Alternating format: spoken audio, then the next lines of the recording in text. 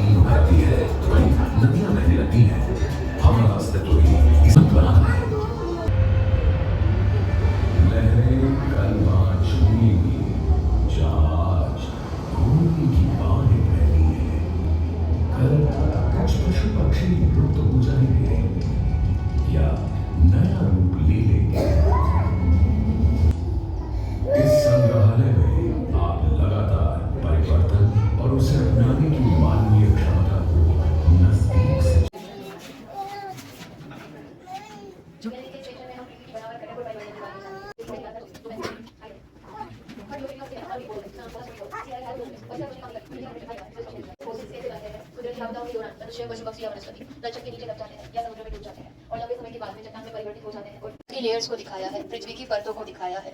सबसे अंदर जो है वो इनर कोर है, फिर आउटर कोर, मेंटल और सबसे ऊपर है क्रस्ट जिसके ऊपर हम रहते हैं। चली जाती है, कभी एक दूसरे से टकरा जाती है, इन्हीं के कारण भूकंप आता है। वो यहाँ पर देखेंगे, हैंडल इस तरफ कीजिएगा। जब ये प्लेट्स एक दूसरे से दूर जाती है तब खाई बन जाती है। जब एक दूसरे से टकराती है तब पहाड़ का सर्जन होता है, जैसे हमारी हिमालय पर्वतमाला है वो इसी के कारण है। और जब ये प्लेट्स परस्पर समांतर रूप में व्यवहार करती है तब भूकंप और ज्वालामुखी आते हैं। वैसे तीनों से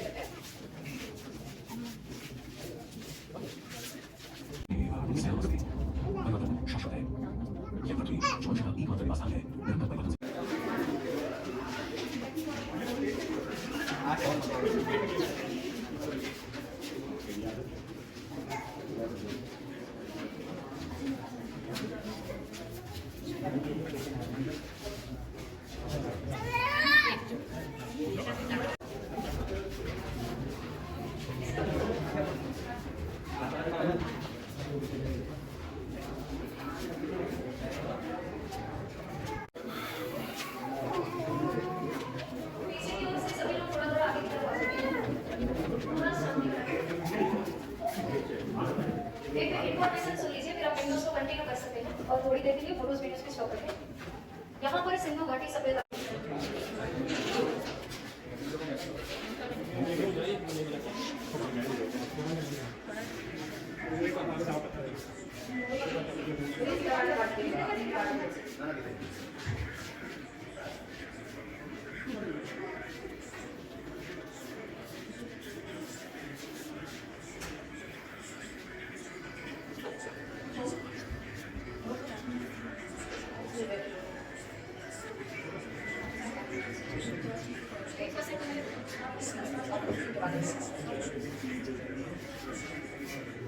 VR एक्सपीरियंस करने का समय समाप्त होता है तो VR को सामने क्यों रख दीजिएगा, जिसका भी अभी स्टार्ट हुआ है वो कंटिन्यू कर सकते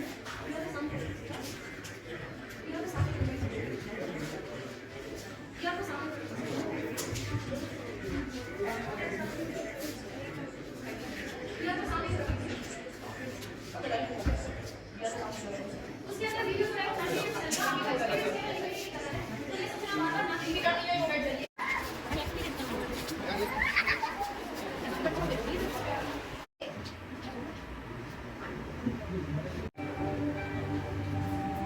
समय और प्रकृति ने गुजरात के इस भूभाग को विभिन्न भौतिक विशेषताएं प्रदान की। ऊंचे गिर पहाड़, एक लंबी तटरेखा, दिनों भर के प्रसिद्ध ज्वालामुखी, बड़े रण में चमचमाते नमक के मैदान, छोटे रण में ढिलाती हुई नदियां और कटला तथा मुद्रा के मैंग्रोव वन। विविधताओं के इस प्रदेश में कटीले जंगल, गुल और कीचड़दार भूमि और खाड़ियों ने भी जन्म लिया। यहाँ भूमि पर जितनी विविधताएं हैं वो इसकी सतह के नीचे होने वाली हलचल का परिणाम है। सक्रिय फॉल्ट लाइन और टेक्टोनिक प्लेट की गतिविधियां सतह के ऊपर निरंतर परिवर्तन कर उसे नवीन रूप देती रहती है। गुजरात ने सब झेला है। 1600 किलोमीटर लंबी यह तटरेखा भारत की सबसे लंबी तटरेखा है।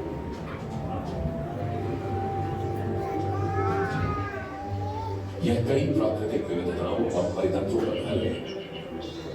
मैंग्रोव, तलभूमि, कोरल रीफ, खास घाट, सागर तट और नीली झीलें सब हैं यहाँ। ये तटरेखा लुभावनी तो है, लेकिन इसकी लंबाई के कारण गुजरात में चक्रवात, सुनामी और बाढ़ की संभावना बनी रहती है। फॉल्ट लाइन भूकंपों का कारक है और शुष्क जमीन की वजह से समय समय पर सूखा पड़ता है। लंबी तटरेखा और वायु दबाव में आने वाले अंतर के कारण चक्रवात आते हैं, जिनके दो स्पष्ट मौसम है यहाँ। पिछले 100 सालों में इस प्रदेश में 120 से भी ज्यादा चक्रवात आए हैं, जिन्होंने राज्य में तबाही मचा दी। गुजरात सुनामियों से भी परिचित है। समुद्र की सतह के काफी नीचे कराची पाकिस्तान के दक्षिण पश्चिम में मकरान सबडक्शन जोन है। यह एक सक्रिय फॉल्ट क्षेत्र है जिससे बड़े पैमाने के भूकंप आते हैं जो विनाशकारी सुनामी का कारण बनते हैं। इससे 12 मीटर तक ऊंची लहरें पैदा होती हैं। ऐसी ही लहरें कांडला बंदरगाह पर 1945 में टकराई थी। अरब सागर में स्थित तिकोने आकार की खंबात की खाड़ी ऐसा जलाशय है जिसमें साबरमती, माही, नर्मदा और ताप्ती सहित कई नदियों का विलय होता है। खंबात की खाड़ी के उत्तर में कच्छ की खाड़ी है जो रण को काठियावाड़ प्रायद्वीप से अलग करती है। गुजरात के दक्षिणी भाग में सह्याद्री पर्वत श्रृंखलाएं प्रायद्वीप के तटीय क्षेत्र से मिली है,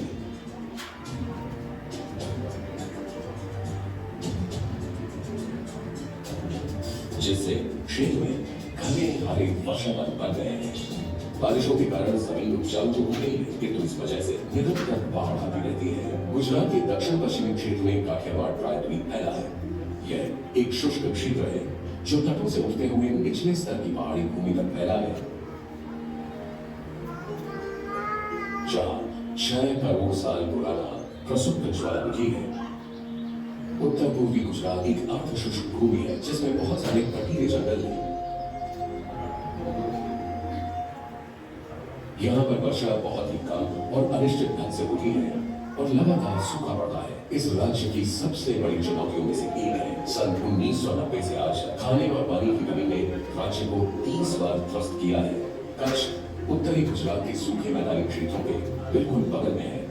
रण में दुनिया का सबसे बड़ा नमक का रेगिस्तान है जो स्थलाकृति और भूवैज्ञानिक दृष्टि से एक अछूते से कम नहीं है। इसमें ऊंची चट्टानी भूमि, पर्वतीय श्रृंखला और तटीय मैदान है। यह एक अनोखा क्षेत्र है जो उठे हुए तलचट्टा, कीचड़ और नमक के मैदानों से मिलकर बना है।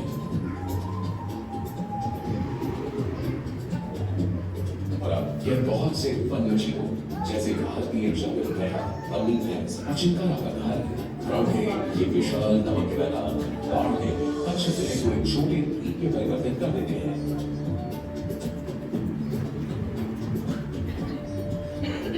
गर्मियों के दौरान कच्छ एक आर्द्र भूमि से रेतीले नमक के मैदान में परिवर्तित हो जाता है। इस क्षेत्र में भूकंप का आना बहुत आम बात है। साथ ही साथ जामनगर, राजपूत, पाटन और बनासकांठा ये स्थिति बनी रहती है।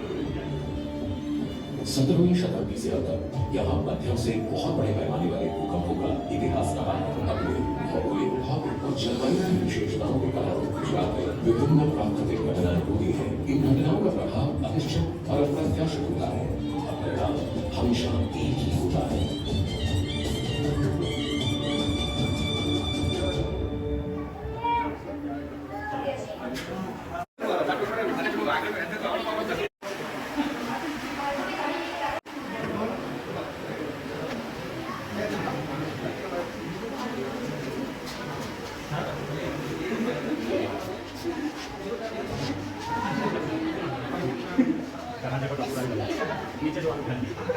क्लिक करने से वो आपको सामने स्क्रीन में दिखेगा तो भी आइए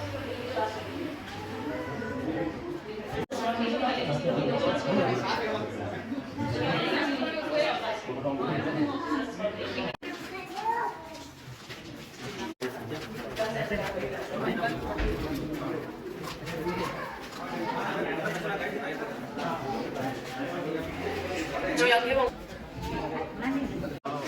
This is handmade everything. आ जाइए सभी No going inside, huh? No touching anything. Kutch है वो भूकंप के 5वें जोन में आता है इसलिए यहाँ पर प्राकृतिक आपदाएं ज्यादा आती रहती है और लोग इस तरह के भूंगे में रहना पसंद करते थे ये भूंगा की मिट्टी से गोबर से लकड़ी से और ऊपर की छत है वो कांच से बनी है ताकि इनमें रहने वाले लोगों को ज्यादा जानकारी ना पहुंचे यहाँ पर सेकंड के लिए समाप्त होती है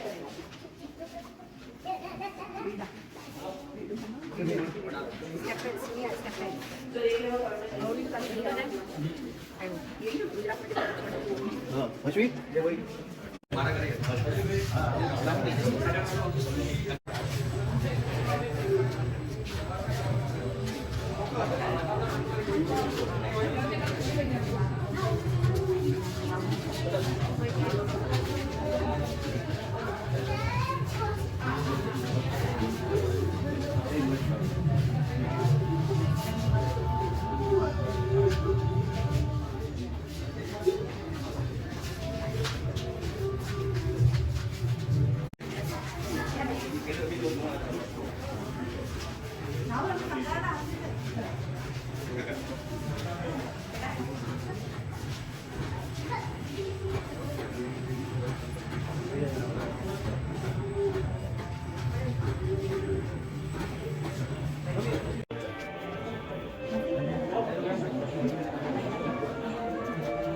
उस समय लोगों में इतना भय फैला हुआ था उस समय कुछ वास्तविक तस्वीरें यहाँ पे लगाई गई हैं तो देख सकते हो किस तरह से इनका ये हाले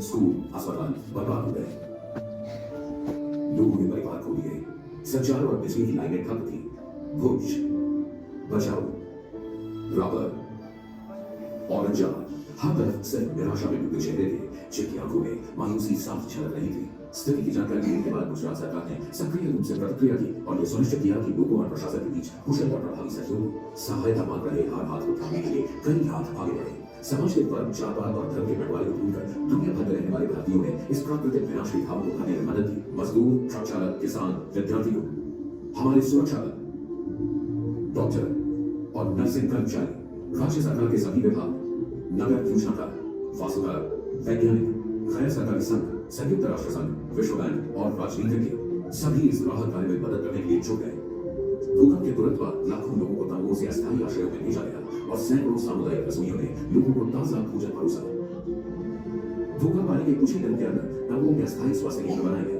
पूर्ण निर्माण संरचना में जनता के लिए स्वास्थ्य लैब खोला गया जिससे बीमारियों के फैलाव पर नजर रखी जाए और लोगों की मदद भी हो इसके तुरंत बाद जल्द चेतावनी के लिए GIS आधारित रोग निगरानी शुरू की गई ताकि किसी भी संक्रामक रोग को फैलने से रोका जा सके अधिकारी भी समस्याओं और संकटों को जानने के लिए भूकंप प्रभावित तालुकों में रहे भुज में और अन्य इलाकों में पुनर्निर्माण में तकनीकी सहायता के लिए स्थानीय प्राधिकरण बने साबरकांठा में स्थानीय प्रशासन गैर सरकारी संघ और लोगों ने साथ मिलकर काम किया कलेक्टर कार्यालय में केंद्र बनाया गया और राहत सामग्री के लिए सहायता मांगी गई जल्द ही देश के कोने कोने से राहत सामग्री आने लगी जिसे फिर कच्छ जिले के सबसे अधिक प्रभावित हिस्सों में वितरित किया गया तत्काल संकट प्रबंधन की योजनाएं चल रही थी लेकिन फिर भी भविष्य के बारे में व्यापक अनिश्चितता थी ऐसे संकट के समय जब चारों ओर विनाश भय और आशंकाएं फैली तो बहादुरों को नए सिरे से बनाकर नया रूप दिया गया जीवन रक्षी आपस में जुड़ी सड़कें बनाई गई ताकि आपदा के दौरान जीवन बचाया जा सके जल निकायों सामुदायिक संरचनाओं और जापान और मैक्सिको जैसे कई अन्य देशों में भूकंप पुनर्निर्माण कार्यक्रमों में लगभग 40,000 से 72,000 घर बनाने में 4 से 6 साल लग गए ये बहुत गर्व की बात है कि गुजरात में केवल 2 ही वर्षों में 1,43,000 घरों का पुनर्निर्माण और 8,92,000 घरों की मरम्मत की गई।